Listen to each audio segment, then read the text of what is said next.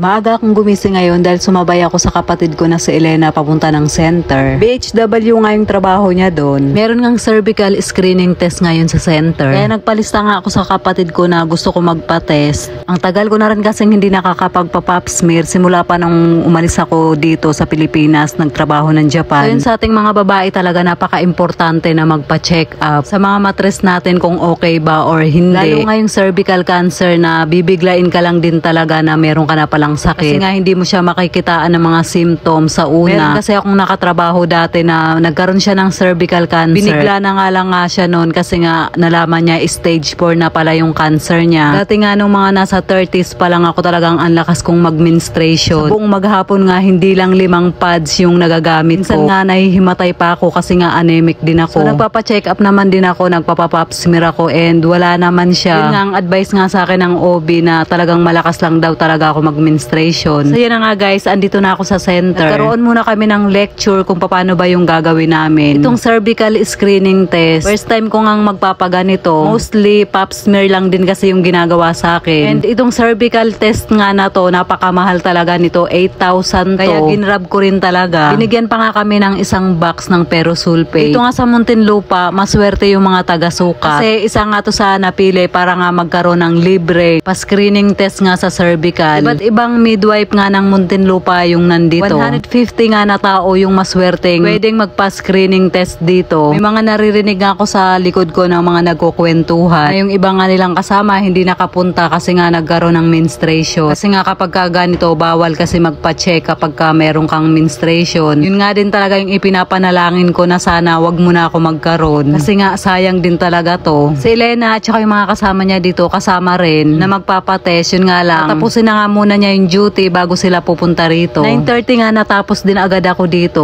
Kung hindi nga ako sumabay kay Elena pumunta dito, siguro hahapunin talaga ako kasi nga baka nasa hulihan na ako. Pagkatapos nga dun sa kabilang building, pumunta na ako dito kay Elena bago ko uuwi ng bahay, magpapaalam nga muna ako. Dito nga siya sa unahan nakita. Binali ko nga din sa kanya yung ballpen kasi nga pagpunta ko dito wala rin akong dala. Matagal na nga rin nagtatrabaho dito yung kapatid ko. Hindi naman din ako nagtagal magpaalam sa kanya. Then naglakad na lang din ako pa uwi ng bahay. Kasi nga malapit lang din naman. At saka exercise na rin yung paglalakad. Pagkabalik ko nga, sinisimula na ng tatay ko at saka mga kapatid ko yung bahay ng lola ko. Si tatay lang din talaga yung inaantay nila para maayos tong bahay na to. Medyo nanibago nga yung tatay ko magtrabaho dito kasi dun sa ibang bansa, hindi na rin siya nagtatrabaho ng ganitong trabaho. Maintenance na nga lang din yung trabaho niya doon. Tinatanghalian naman, nagluto yung nanay ko ng sinampalukang manok. Kulang-kulang 2 kilo nga yung pinabili ni Tito Ray. Panglahatan na nga yung para dito sa amin sa may looban. Bandang alauna naman ng tanghali, bumalik na rin sa pagtatrabaho yung kapatid ko at saka yung tatay ko. Tatlo nga lang silang gumagawa. Yung isa naman, kinuha lang para mag-labor. Mainit nga sa loob ng bahay kaya tumambay lang muna kami dito ng lola ko sa labas. Yung kapatid ko namang bunso, sinusubukan niyang magtali ng alambre dito sa mga bakal. Kasi nakita niya sa tatay ko at saka doon sa kapatid ko na si Jay na napakadali lang para sa kanila. Kaya sinusubukan nga rin niya na kung kaya niya. Curious lang din talaga siya kung kaya niyang gawin. Maya-maya nga dumating nga si Jay at tinanggal niya na yung nilagay ni Lembo. So yun na nga, patataasan nga yung bubong ng bahay ng lola ko kasi nga napakababa. Dati hindi naman yung ganyan, tinaasan lang nila yung sahig kasi nga bumabaha nga dito banda sa amin. So yun na guys, hanggang dito na po yung ating video for today. Maraming salamat po sa inyong panonood. Mag-iingat po kayo palagi. God bless and